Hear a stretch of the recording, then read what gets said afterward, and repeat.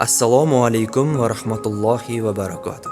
Muqaddas Ramazon oyi kirib kelishi munosabati bilan Molochnaya Radost kompaniyasi siz azizlarni chin qalbdan muborakbod etadi.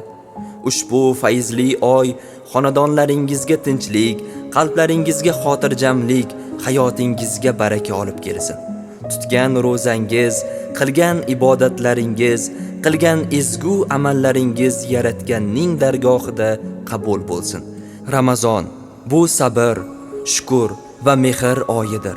Bu oyda qalblar yanada yaqinlashadi.